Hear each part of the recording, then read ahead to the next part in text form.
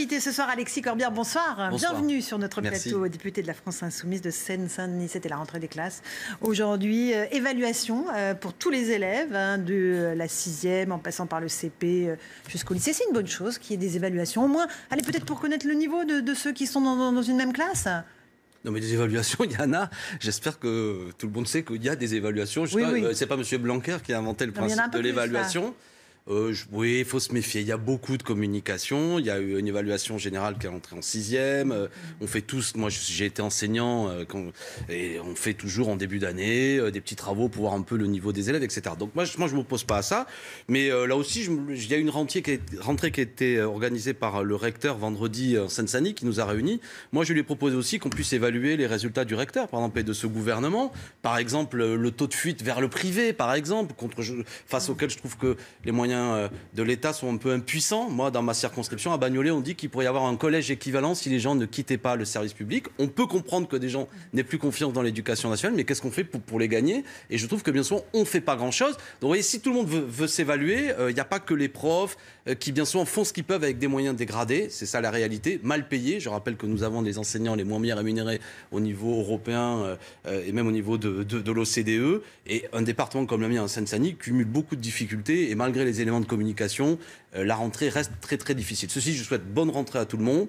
Bon, moi, il y a eu des petits incidents, mais qui sont peut-être pas dus dans un établissement à Montreuil, qui sont peut-être pas dus aux conditions de rentrée. Et on va voir véritablement ce qui se passe concrètement sur le terrain. Évaluer les établissements, est-ce que ça peut mener à une mise en concurrence, encore une fois, évidemment. Des établissements? C'est ça l'écueil, c'est ce que dénoncent une partie des syndicats d'enseignants. Moi, le recteur me dit la main sur le cœur, ça ne servira pas à faire les bonnes feuilles de tel et tel hebdomadaire. Bien sûr, qui croit à ça? D'ores et déjà, ça existe. Évidemment, ça va être une mise en concurrence. Évidemment, vous allez regarder, vous, moi, tous ceux qui nous regardent, même si je suis un ardent défenseur du service public, qui ne va pas regarder l'évaluation et les résultats de l'établissement scolaire. Et ça va être un fort encouragement à éviter tel établissement sans s'interroger pourquoi il y a ces difficultés, etc. C'est une mise en concurrence. Mais c'est ça le projet. Et c'est détestable. Alors, une fois que j'ai dit ça... Vous pensez que c'est ça le projet des évaluations? Évidemment. Le projet caché, c'est ça? Je pense qu'il y a une tension aujourd'hui du système qui vise à s'aligner sur le privé, sur l'idée que le chef d'établissement doit être aussi une sorte de manager, qu'on va progressivement mettre les enseignants non plus comme des fonctionnaires nationaux, mais sous la responsabilité du chef d'établissement. C'est ça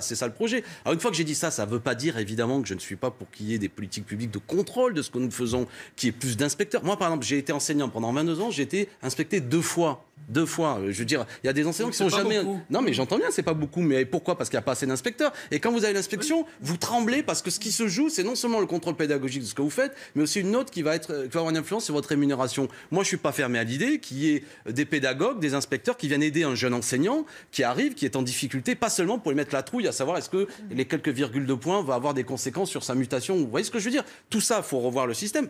Tous les enseignants, de mon point de vue, sont favorables à ce qu'on ait des politiques globales, on se fixe des objectifs au niveau du rectorat. Je dis par exemple, on se fixe pour objectif la reconquête des enfants qui partent vers le privé. Par exemple, parce que les parents, ayant la trouille d'une dégradation du service public, ils disent moi je fais plus confiance au service public. Qu'est-ce qu'on fait? Évaluons ça. C'est pour ça que je disais au recteur. En Seine-Saint-Denis, il y a un taux de fuite qui est de plus en plus important. Qu'est-ce que je fais? Est-ce qu'il y a vraiment un discours qui est fort en disant voilà, on a mis des enseignants, il y a des projets pédagogiques, on va... Bon. Souvent, c'est le contraire qui est fait. Et quand j'évoque le privé, il y a aussi un petit sujet après du privé hors contrat, etc., qui pose quand même toute une série de problèmes. Et vous voyez, là, ça pourrait être intéressant. Mais là, la Marseillaise, ça vous plaît, la Marseillaise? Pardon? Qu'on apprenne la Marseillaise, ça vous déplaît pas? Mais on l'apprend, la Marseillaise. Mais arrêtez d'enfoncer les portes ouvertes, bien sûr. Moi, j'enfonce aucune porte. Partout. Mais je veux dire, honnêtement, tous les gamins cet été qui ont vibré avec l'équipe de France... Ça, ils ont fait un petit peu de révision. Ouais, attendez, moi, à Montreuil, il y a eu des soirées magnifiques. Place du Marché, il n'y a pas d'endroit plus populaire. Où vous avez... Tout le monde s'est mis à hurler la Marseillaise. Le point fermé pour certains, un peu comme moi, drapeau bleu, blanc, rouge. Non, mais il faut arrêter. Et puisqu'on parle du patriotisme et du football, j'ai été choqué au fait que ce qui est devenu le symbole un peu de ce ralliement patriotico-sportif, qui est le maillot, là, qui est en train d'arriver avec les 2 étoiles, coûte, alors j'ai dit une bêtise l'autre jour sur un autre média, entre 85 € pour le modèle light et 140 € pour le modèle plus cher, alors qu'il coûte près de 5 € dans le pays dans lequel il est construit. Ouais, ce que je veux dire, c'est que si on veut que les gens, par exemple, aiment le pays, mais ou du moins que des symboles populaires pour des gamins d'attachement à l'équipe de France, ce que je dis là est assez anecdotique, on n'est pas obligé de les frapper. Mais la Marseillaise, ça s'apprend. Moi, je suis pour qu'on apprenne la Révolution française. Je suis un passionné de Révolution française. Non, mais je suis effectivement pour apprendre notre histoire nationale, mais c'est ce qui se fait, hein. Bien souvent, j'ai entendu beaucoup de bêtises de la part de gens. Un jour, je vois des gens qui disent on ne parle plus de Jeanne d'Arc à l'école. Regardez, même à l'école primaire, on l'apprend, etc. Et malgré tout, je connais des gens qui sont très élus, qui peuvent chanter la Marseillaise à plein poumon et ne pas être des républicains aussi, de mon point de vue. C'est pas seulement en annonnant ou en chantant un hymne patriotique qu'on est conforme à ces valeurs. Moi, je reste attaché à l'idée. Pour moi, être français, c'est dire que effectivement, les hommes naissent et demeurent libres et égaux en droit. C'est liberté, égalité, fraternité. C'est pas chanter la Marseillaise et frapper. Les hommes et les femmes, bien entendu, cher Alexis Corbière. On va écouter Emmanuel Macron, avec H majuscule. Mais vous avez bien raison de me aussi. On va écouter le président Macron. Il était aujourd'hui à la rentrée des classes. Il a passé 5 heures avec les élèves. Écoutez ce qu'il dit des privilèges. Est-ce que c'est un privilège d'être président ? Moi, je pense que c'est toujours un honneur. Après, tu peux dire, il y a des jours c'est un privilège, d'autres jours c'est pas un privilège. Il y a des jours qui sont faciles, d'autres jours non. Et tu vois, un privilège, c'est un autre sens. C'est plus pareil. Dans une société, on a aboli, nous, les privilèges en France. Et donc, c'est démocratique. Comme le jour où tu éliras ton délégué, comme disait ton professeur, c'est pas un privilège qu'il aura. Il aura proposé des choses et vous l'aurez choisi. Il aura un devoir. Et il aura un devoir en face de ça, qui est de faire ce qu'il a dit.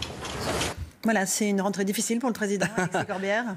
Oui, pour d'autres raisons. La première partie de ce qu'il dit, je suis plutôt d'accord avec lui. Quand on est élu, on exerce une fonction, c'est un honneur, une charge, etc.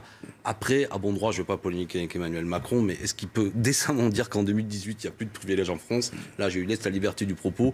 Je crois que les Français trouveront ça un peu amusant. Après, il a une difficulté, une succession de difficultés, c'est qu'effectivement, la saison 2 du macronisme commence mal. Parce que l'illusion de la saison 1, comme quoi le magicien arrivait à fabriquer comme ça quelque chose qui était en dehors, au-delà de toutes les difficultés, se trouve percuté par des principes de réalité. Bon, il y a eu plusieurs crises, mais quand même le départ de Nicolas Hulot, que certains ont voulu un peu ramener à une explication psychologique, mais il faut écouter ce que dit cet homme, totalement, lors de cette interview le matin sur France Inter. Au-delà après des caractéristiques, il fait ça, peut-être qu'il aurait pu prévenir, j'en sais rien, mais tout ça on s'en fiche, mais ce qu'il dit politiquement est extrêmement dur. Et en gros, moi, la leçon que je tire de tout ça, c'est qu'Hulot a fait le pari. Et après tout, pourquoi pas ? Moi, j'étais en désaccord d'un espèce de compromis au sein de ce gouvernement, de dire je vais quand même essayer de pousser, essayer de voir. Et au bout d'un an, il nous dit c'est impossible, je ne sers à rien.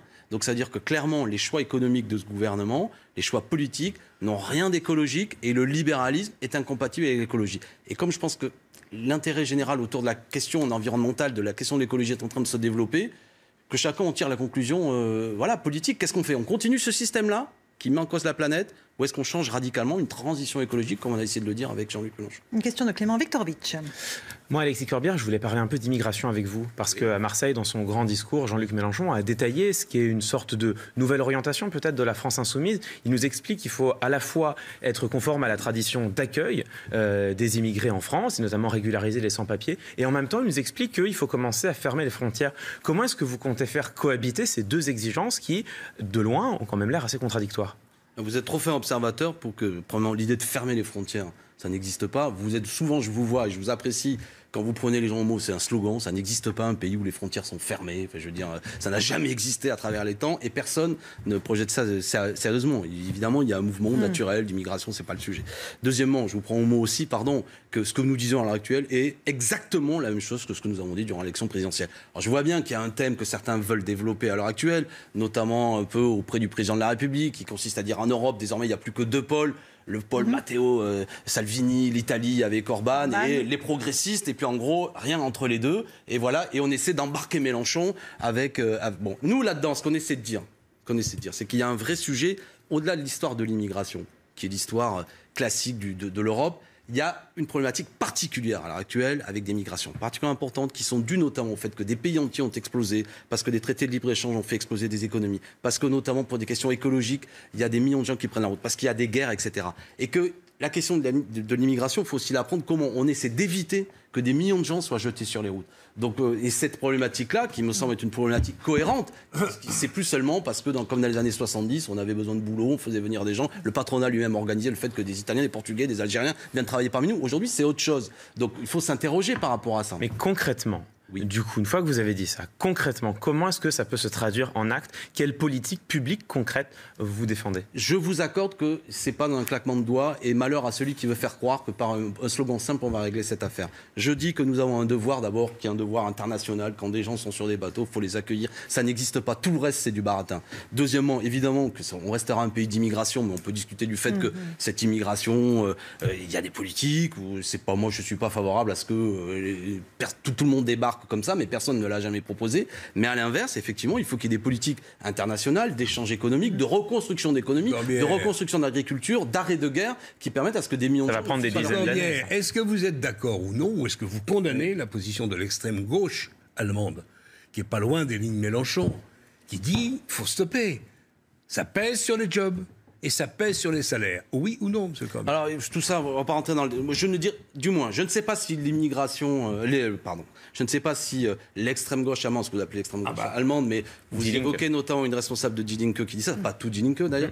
Moi, je ne dis pas il faut fermer les frontières, il faut arrêter l'immigration. Ça ne veut... Mais je ne suis pas sûr qu'ils le disent comme ça. Donc, je ne suis pas favorable à ça. Par contre, effectivement, qu'on arrête aussi de faire croire, avec beaucoup parfois d'un peu d'hypocrisie de la part du gouvernement actuel, qui est très dur envers les immigrés. La loi, notamment Asile et Immigration de M. Collomb, est une loi qui est dure, qui fait même en sorte que vous ayez des enfants qui vont pouvoir aller dans les centres de rétention administratifs. Avant d'être expulsés. Non, ils peuvent y rester 75 jours. Ils ne pouvaient pas. Jusque-là, il y avait quand même la durée de rétention va être plus importante. Et des enfants aussi vont pouvoir y aller. Bon, et je trouve, moi, je le vois en Seine-Saint-Denis, qu'il y a des critères de plus en plus durs, en vérité, et qu'il y a une tendance à expliquer que c'est la faute aux immigrés présents sur notre territoire national si notre pays rencontre des difficultés. Voilà, ça c'est une chose. Mais est-ce que vous entendez ce que disent vos électeurs aussi? Il y a un sondage IFOP très intéressant qui est paru pendant l'été qui dit que 34% des électeurs de la France insoumise se disent opposés à l'accueil des migrants en France. C'est plus que La République En Marche, c'est plus que le Parti Socialiste. Vous êtes surpris par ce chiffre? Il dit peut-être, voilà, attention, on n'a pas de job pour nous, privilégiés. Les amis, de quoi parlons-nous? De quoi parlons-nous? De quoi on parle? Aujourd'hui, il y a 72 000 migrants pour l'Europe qui rassemble 450 millions d'habitants, et c'est là-dessus qu'on va sauter à la corde? On ne va pas s'interroger sur le fait... Non, mais je veux dire, les gens, à quoi ils répondent? Parce qu'on peut fabriquer aussi un tel contexte où on ne sait plus à quelle réponse, à quelle question. Moi, j'affirme ici que tous ceux qui ont voté Jean-Luc Mélenchon, et on va le dire, en plus on est tous d'accord, n'accepteraient pas qu'on laisse l'Aquarius, je ne sais trop quel bateau, errer avec des femmes et des enfants dessus. Donc qu'est-ce qu'on fait? C'est encore autre chose. Non, mais oui, mais Boudon, chaque fois c'est autre chose. Mais de quoi on parle? De quoi on parle? C'est ce que je suis en train de dire. Sur le fait que des gens qui ont fui leur pays parce qu'ils sont victimes de guerre... Donc chaque fois qu'on humanise la question, les gens sont d'accord. Si par contre on leur dit, aujourd'hui il y a une vague, comme l'a dit Gérard Collomb, pour dire que quasiment, parfois il a un vocabulaire de quasi-extrême droite, qu'il y a une invasion de l'immigration, on fait peur à tout le monde. Vous ne pouvez pas nier tout de même que dans tous les pays européens, y compris dans le pays de la social-démocratie en Suède, vous avez une montée forte des revendications identitaires, avec hélas souvent les relations ou les tentations autoritaires qui accompagnent ces pulsions identitaires. Ça se nie pas, c'est un phénomène européen. La chance qu'on a, qu'en France, les questions identitaires, l'identité française, c'est liberté, égalité, fraternité. Voilà, j'en connais pas d'autres. C'est ça qui fait la particularité de notre pays. Dans notre pays, y compris même si vous les ramenez aux convictions spirituelles, on a cette particularité d'être un pays où il y a comme religion, même si la majorité des gens se disent sans religion, mais il y a évidemment une histoire très marquée par le catholicisme, mais on a aussi aujourd'hui beaucoup de musulmans. On a beaucoup de gens de confession juive, et nous avons la laïcité, qui est cette invention géniale qui nous permet de tous vivre ensemble, ce qui est un apport universel par rapport à d'autres pays. Donc l'identité française, elle est là-dedans. Si certains veulent la fabriquer sur autre chose, donc vous voyez, après, que des gens soient inquiets, évidemment, parce qu'ils voient le chômage qui ne se résorbe pas, qui voient des politiques économiques désastreuses, et quand, malgré tout, certains agitent le thème, mais certains, pas seulement le Front National, qui devient par moments quasiment en culotte courte par rapport à ce que disent certaines personnes, notamment Gérard Collomb, qui se permet de dire quand même devant la représentation nationale qu'il y aurait une invasion d'une immigration. Comment vous voulez que les braves gens se disent pas au bout d'un moment, mais il y a un vrai problème, moi j'affirme, après on peut discuter immigration, l'immigration n'est pas responsable du chômage en France, n'est pas responsable de la crise économique. Ça, c'est pas vrai. Merci. Deuxièmement, ce que je dis aussi, c'est qu'il faut régler le problème à la source, même si ça prend du temps. Et ceux qui ne veulent pas le régler à la source veulent uniquement faire un thème électoral pour ne faire en sorte qu'on ne parle que de ça. Vous parlez d'immigration et pas de l'impôt à la source, bien entendu. J'aurais bien aimé, mais vous me parlez que de ça. On n'a pas le temps. Merci beaucoup, Alexis Corbière, d'être venu ce soir dans Punchline. Merci à Clément Viktorovitch, Jean-Claude